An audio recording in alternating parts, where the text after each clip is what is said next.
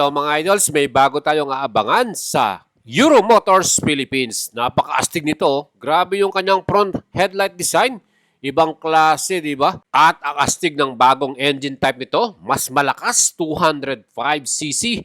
Well, pag titingnan nyo yung kanyang display at yung kanyang design, para kang bumili ng isang Aerox SP version na talagang pinaporma pa at pinastig ang kanyang mga design. Lalo na sa likuran, may winglet pa dito. Oh. Grabe naman to mga idols. Yan po ang ating feature for today.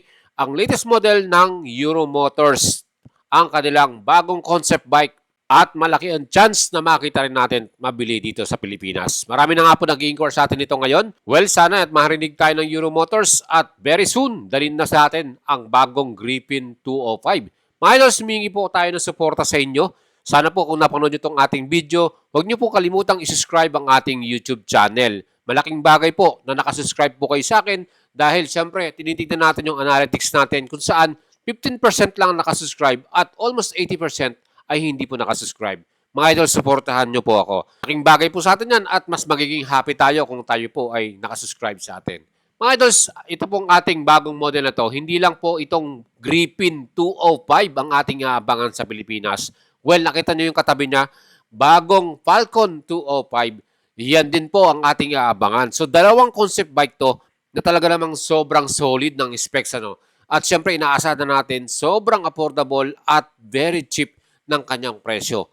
Well, nakita naman po ninyo, alam natin, sasabihin ng mga Filipino riders ay copycat ito at ginaya lamang dahil China made ang mga Euro Motors.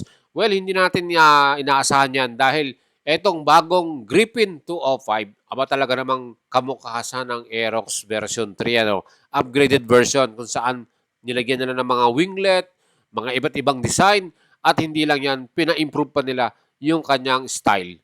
Ayan mga idols, sinupuan po natin. And nung ating sinukat to, feeling ko parehong-pareho lang sila ng seat height ng Griffin 180 na mayroong sukat 800mm. Dahil abot na abot pa rin natin bilang 5'6 yung ating height. And isa pang nakita natin dito mga idol, yung upuan niya talagang napaka-solid. So makita nyo sa body design at sa body decals nito, nakalagay na yung Griffin 205. So confirm na 205cc po ang kanyang engine type para dito.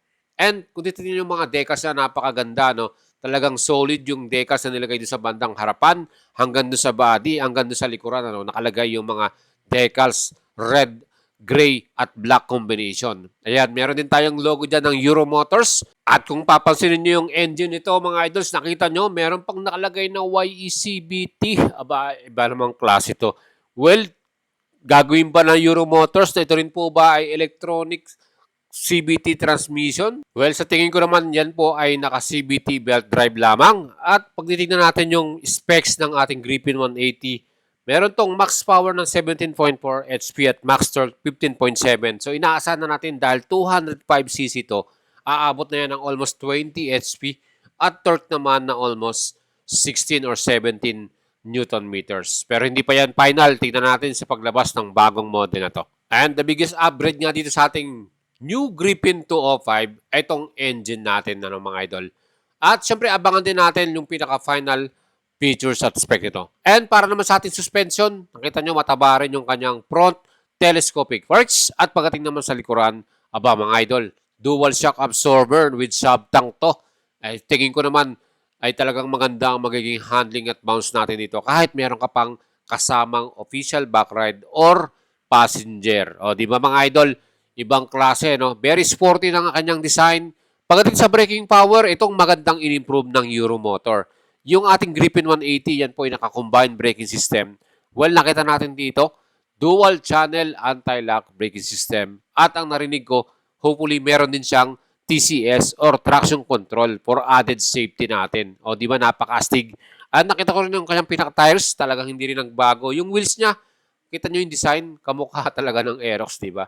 At sa size ng kanyang pinaka-front wheels, meron niyang 180/14 at sa likod naman 120/70/14. Yan lahat ay tubeless at naka-alloy cast wheel.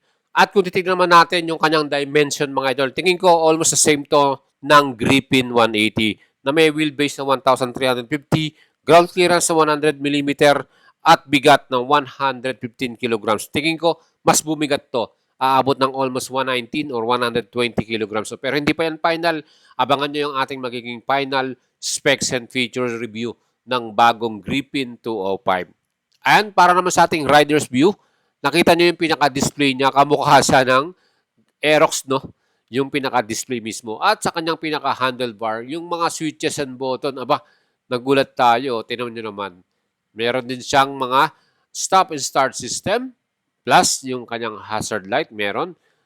On and off ng ating ilaw. So, pwede mong i-turn off ang ating pinaka-headlight dito. At yun nga, meron tayong electric start para sa ating engine. Well, itong display natin talagang kamukhang-kamukha ng Aerox, no? And meron na rin tayong smart keyless system, katabi yung opening ng ating pinaka-fuel at upuan. Meron din tayong USB port charger para dito sa ating Griffin 205. So, kumpleto rin siya. Marami rin tayong mga benefits at mga convenient features na magugustuhan dito. Tingin ko pareho lang din yan ng capacity ng fuel, 6.5 liters at consumption na 40 km per liter. Well, pag binili mo tong model na to, isa rin sa nagustuhan ko yung kanilang camelback style na upuan. So, hindi ka na talaga mag-upgrade or maggagawa pa ng mga other accessories dito. Kasi talagang maporma na siya eh. Yung LED headlight design niya, no, tingnan nyo mga idols. So, yung kanyang daytime running light, X-design, ano? And syempre yung pinaka-taillight, dun tayo nagulat, may mga winglet design pa siya dito sa bandang baba. So para talagang very sporty, more racetrack ready yung kanyang style, ano. And syempre itong ating Falcon 205 na marami rin namang naging upgrade para dito, especially 205cc engine na rin to. Plus meron na rin siyang ABS and traction control at meron na rin kasamang top box frame. O di ba sa top box, libre na 'yon. So yan yung mga nakikita nating bagong model from Euro Motors and abang-abang po kayo sa ating YouTube channel. Request ko sa inyo mga idols, please don't forget to support me.